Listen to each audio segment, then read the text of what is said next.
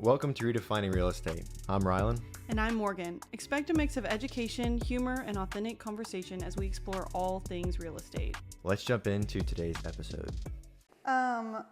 So if you are looking for a new neighborhood to start your home search in, we're going to talk about some of the best hidden gems in Bryan-College Station. So I know a lot of these are centered around location. Obviously, if you're searching in Bryan-College Station, you're probably wanting to be close to Texas A&M. Yep. So these first two that we're going to talk about are less than 10 minutes to A&M and very centrally located as far as being close to, you know, like H-E-B or Walmart or like grocery stores, that kind of thing. So the first one that we have on the list here is Southwood Valley. So talk to me about that, Rylan. Southwood Valley, it's a pretty unique neighborhood, built in the 70s, early 2000s.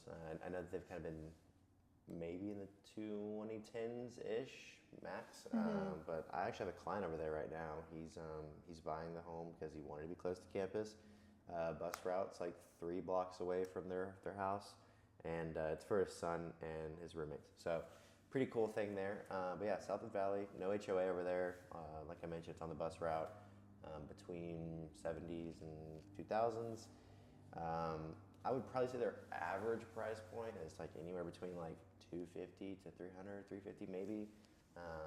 But yeah, I never really got over there too often until this guy started looking over there, and I really like it. So I've always heard good things about Southwood Valley, but this is my first time actually like doing a transaction over there. Yeah, I think Southwood Valley is interesting because you do have some multifamily properties over there too. Yes. Which can be good and bad. Like if you're an investor and you want to purchase properties on the bus route, these are really good entry-level like multifamily properties to look into. I know personally I have a duplex over there off of Navarro, and it's really close to the bus route. Very cool. And so not only are students interested in that area, but it can also be nice for just anybody looking to be, you know, close to town. Yeah, I think you're definitely right. It's very like entry level investing over there. I feel like you can't really go wrong in Southwood Valley. Yeah. It's just their single family is just, you know, a solid 3-2, couple issues here and there, nothing crazy. Yeah, I haven't had any clients that have had major issues over there. I know that a lot of these neighborhoods that were, you know, developed in the 70s and 80s, you know, you may see some foundation movement over time. That's relatively normal, especially in our area. But beyond that, I mean, you have trees in the yards, some portions of it that were developed more recently, like the one that your client is purchasing, closer to the 2000s, 2010s. Obviously, those portions are a lot less developed as far as trees go, but I think that someone who's looking for things that aren't as cookie cutter, this could be a really great option for them. Yeah, without a doubt. You know, you're not really restricted by too much because no HOA if that's your thing. But you know, I don't really think there's too many risks over there other than like, you know, other people maybe. Like the house next door, there's like lawnmowers and stuff in the front yard, and because there's no HOA. Yeah, so my client wasn't like super happy about that, but I let him know, I was like, hey, there's no HOA telling him that they're in the wrong or doing something wrong. Like just because like you may not want it that way, and like your neighborhood that you actually live in has an HOA, like that's not how this is. But it's not a deal breaker for him, and I doubt it would be for most people. Yeah. So. Totally agree. So that was Southwood Valley and College Station. Now let's look at another neighborhood, pretty similar, but over in Bryan. The Oaks, pretty similar. Still centrally located, same price point as Southwood Valley. I believe their building was like 1970 through 1990s or something. I don't think they went into the 2000s. Right? No, yeah, it ended probably around the late 80s, early 90s, maybe for some of them in there. But yeah, it's very similar in construction and development as far as Southwood Valley goes. So Southwood Valley is over near like A&M Consolidated, 2818, the Walmart over there, that area, and then the Oaks is going to be behind Bryan High, kind of like behind the Lithia dealership off of Highway 6, like off the feeder road. Yeah. So they're very like similar in the aspect that they're really close to high schools, they're really close to a Walmart, and so that can be beneficial for some people that are looking for something like that. Without a doubt. I mean, I think the biggest needle mover for a person would just be like location. obviously you want, 3 bedrooms, 2 bathrooms, whatever it may be, in a certain price point. But if you work in North Bryan, you're not going to be looking in South College Station, I think, right? Right. Or you may work in North Bryan, but your kid goes to school in South College Station, so you want to live in South College Station or whatever it may be, right? But majority of the time, you can find what you're looking for in all parts of town, unless you're looking in a certain neighborhood because of the location or whatever it may be. So that's going to be just a huge factor in your search, without a doubt. Yeah, and I think that the Oaks, something that is unique about that neighborhood specifically is that a lot of the houses are 4-bedroom, 2-bath, or 3-bedroom, 2-bath with like an office or study area. Something else, yeah. Yeah, even though the square footage is, I mean, they're usually like around 13, 14, 1,500 square feet plus.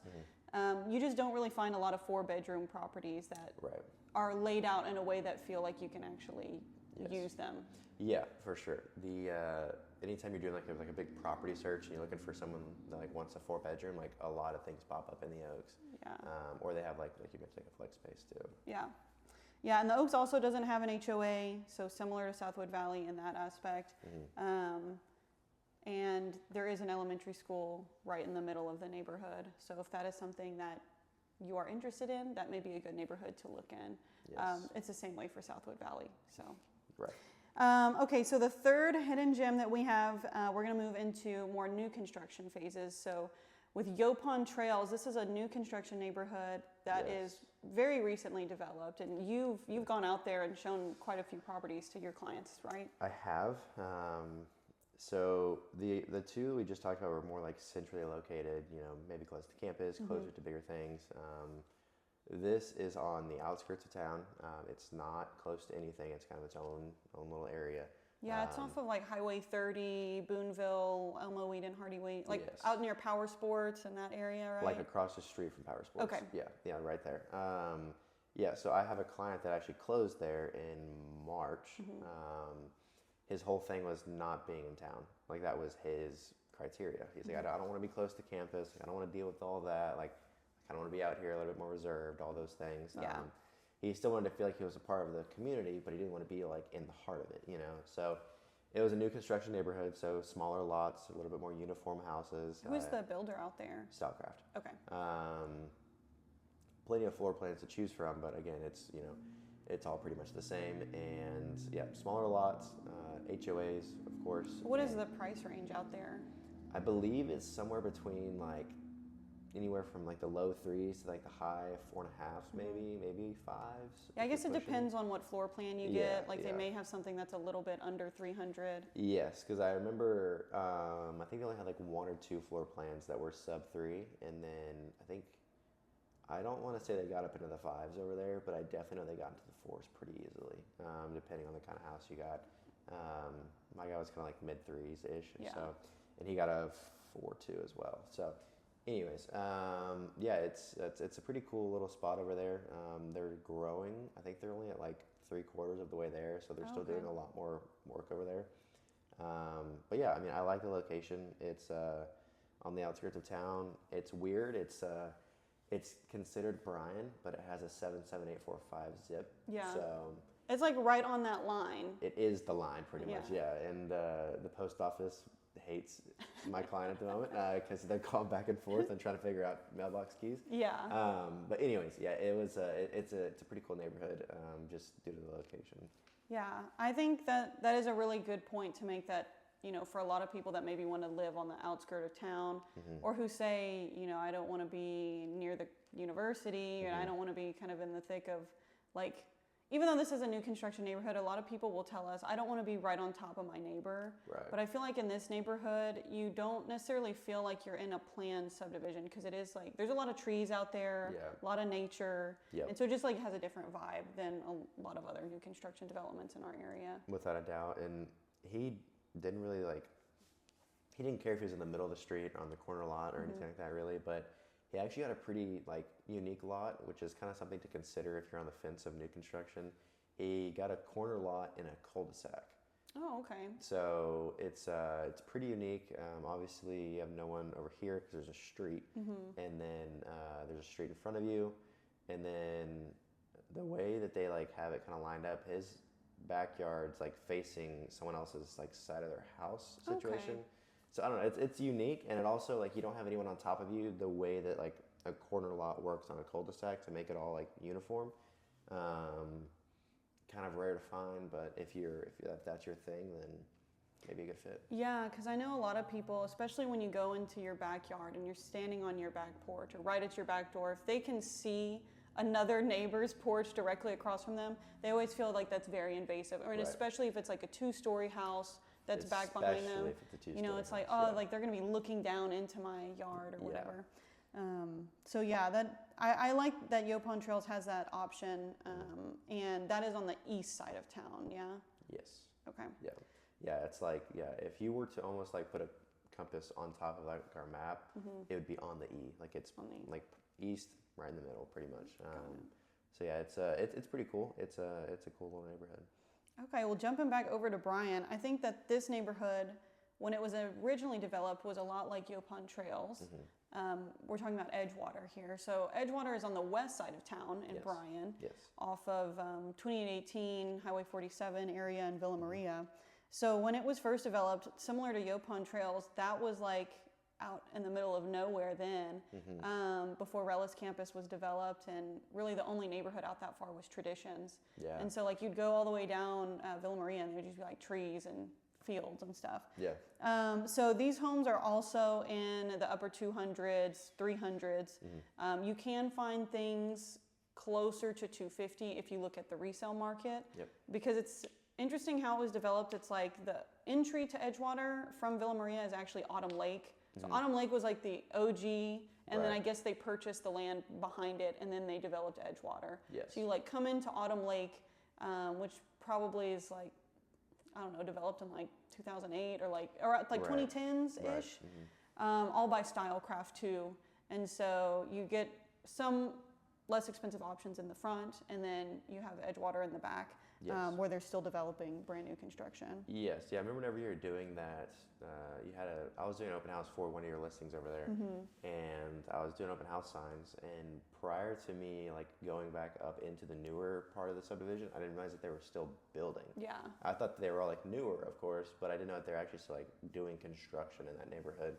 So that was kind of cool to see, but yeah, it's unique. There's a lot of parks over there. I know there's that huge pond that was right next to that listing too. Yeah, so that's technically part of Autumn Lake, but it's all kind of like one big thing.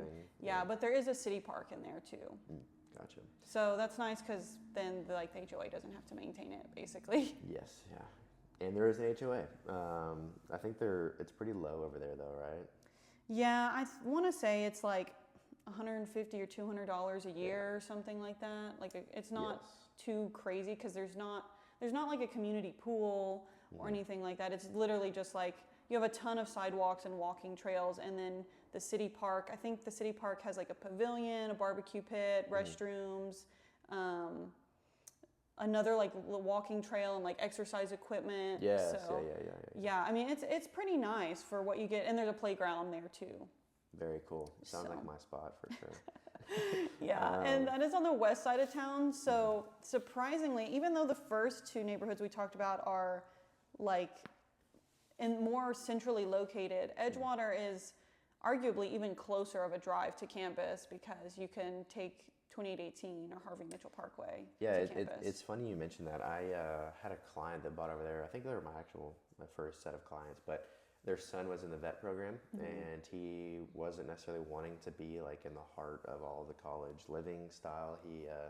He wanted to be kind of more away from everything, but also like he wanted to be within 10 minutes of campus. So I was like, at the time I was like, what? How do I even what? But then I found out about Edgewater, and I was like, oh, this may be perfect for them. So we went out and looked at it. They loved the house. We mapped it from the house. It was 7 minutes to like the vet clinic area, and I think that's pretty close to campus. It is campus, right? Yeah, so it's like on the west side of campus. Okay, gotcha. So like if there's anyone out there that has a student that's going to be like a business major, agriculture, those are the main things on West Campus. And then the vet clinic is also on the west side. Yes. So Yes. So yeah, they love that area just because they still feel like they're in like a traditional neighborhood, not like college student people. Um, but it was also only 7 minutes from where he needed to be every day, so he was super thrilled with that. Yes, and we talked about the price ranges in there. Is there anything else you can think about as far as, I guess it's also close to like the Highway 47 Riverside campus, like the Health Science Center, and then Relish campus too. I've had a couple of clients buy in that area just because they don't have to deal with traffic going to campus from that side yeah, too. it is a super fast route, I feel like. Instead of having to deal with like Welborn Road, like Every in traffic light. comparison, people have told me like the barracks, there's a lot of traffic, especially on game days, like Yes. going from barracks to campus because you have to take Welborn Road, right? It is horrible. Yeah. Yeah, because there's a traffic light every 5 feet, and Right. there's like 30 cars within 5 feet. Right. You have to go like 1 mile, and it's like 20-minute drive. You're like, what? It's like we're in a big city, right? Yeah. Might as well just run there. Yeah. But yeah, it's a very good neighborhood for those who like value stuff like that. Cool. And the last one that we have on here is a little bit outside of the box in comparison to the others. So this isn't necessarily a centrally located neighborhood, nor is it an entry-level neighborhood. I'll let you kind of talk about it a little bit more since you have more experience with it. Yeah, I have some clients over there who are some landlords, a little bit of a real estate investing situation. But the neighborhood is Pebble Creek here in College Station. It is a kind of almost like a golf course community. I know a lot of people take pride in the course over there. My previous employers live over there, and they have a rental property that I help them lease. I guess it's been twice in a year, but now it's going to be once a year. But we got on the timeline that we needed. But yeah, typically it's going to be between the 90s and the early 2000s, 2010s ish.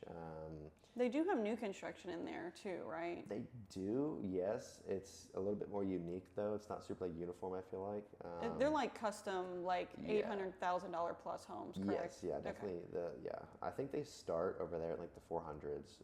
Maybe high threes if you're lucky, but for sure going to be a majority in like the 500s, 400s and 500s, whatever. But yeah, like you mentioned, it's typically someone's second home.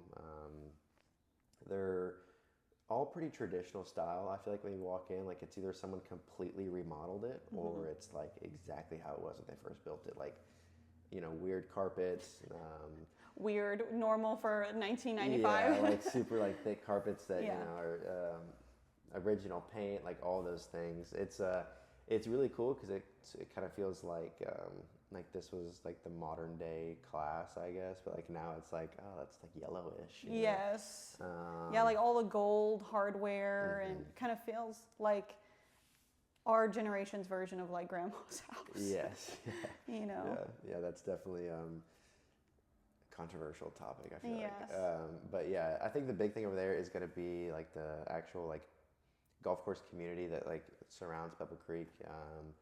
They have like a restaurant over there, like obviously a full like bar and eating area, like dining thing, and then the golf course. I know they have a big pool over there too. A lot of like summer camp activity things, stuff like that. I mean, you don't drive through there without seeing some family on the golf cart driving around doing something. So I did have some clients that were looking over there at one point. They really just wanted to get into a golf course community without like spending easily $700,000 or something. Yeah. They wanted to kind of be like in the mid-range prices, but also still part of a golf course community. I don't really know what happened to them. We ended up just kind of we looked at a house and they were like, never mind. I was like, okay. Guys, it'd be like that. It happens. It happens, right? Clients come and go. I wish I had a little bit know. more experience at that time because I probably could have helped understand what was the issue. But you live and you learn. So. Yeah, that's Pebble Creek for you. Yeah, and one thing also that I was going to mention on it is just that those lots tend to be usually around like a quarter of an acre. So they're a little bit larger. You don't feel as close to your neighbor. However, the houses are usually over 2,000 square feet. So keep that in mind. You know, the lots aren't huge, but in comparison to a new construction neighborhood in the same price range in College Station, like the lots are going to be bigger. You just may have to settle for, you know, an older home that may need some updates. Yeah, my old boss, he bought a house over there, and I mean, he repainted the bricks on the outside, repainted the gutters, got new windows, demoed all the inside, like made it their own, you know, and repainted, did everything.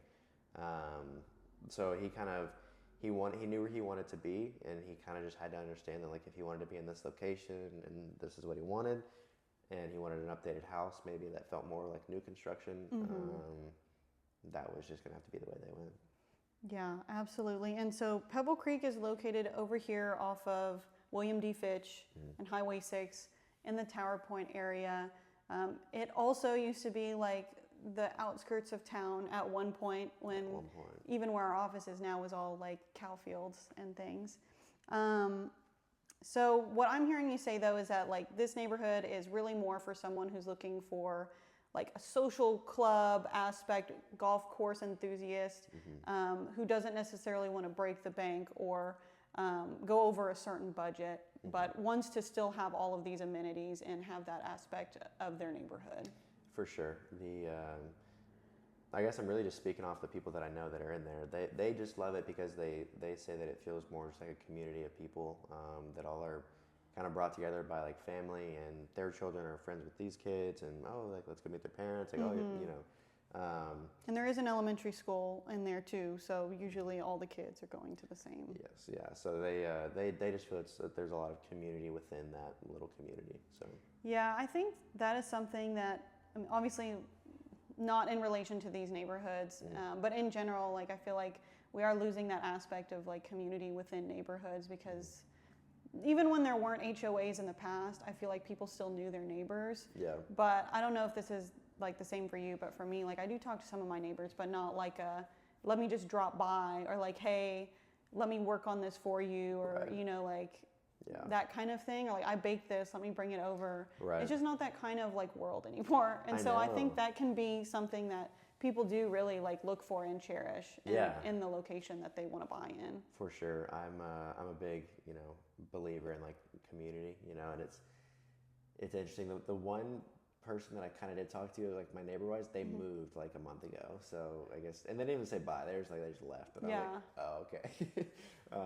But yeah, I have some neighbors that kind of try to help take care of me, but they're also like in their late 60s, 70s. Yeah. So like they're grandparents, like they have kids.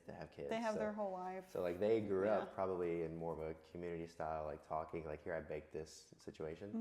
But yeah, anyways, I definitely agree with you.